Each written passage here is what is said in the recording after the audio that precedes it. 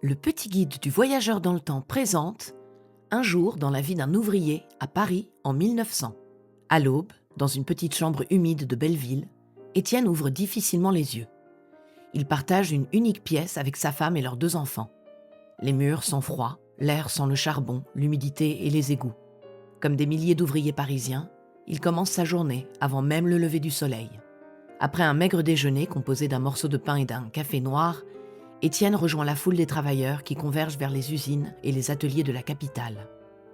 Les loyers trop élevés ont repoussé de nombreuses familles ouvrières vers les quartiers les plus pauvres de Paris. À l'usine, les journées sont longues, très longues.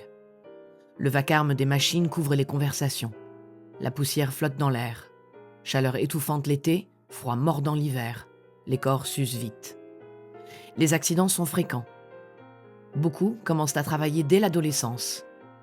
Même Louise, sa femme, doit travailler pour compléter les revenus du foyer. Comme tant d'autres ouvrières parisiennes, elle effectue des travaux de couture à domicile. À midi, Étienne partage un repas sommaire avec ses camarades.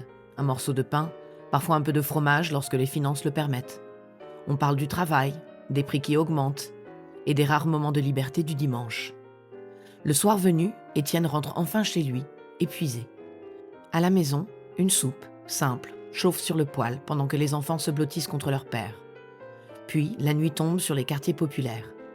Et déjà, Étienne sait que demain ressemblera à aujourd'hui. Une nouvelle journée de labeur dans ce Paris de la belle époque qu'il contribue à bâtir, sans jamais vraiment pouvoir en profiter. Si vous souhaitez en savoir plus sur la vie à Paris en 1900 ou à Londres en 1600, sachez que le petit guide du voyageur dans le temps est disponible dans toutes vos librairies en ligne.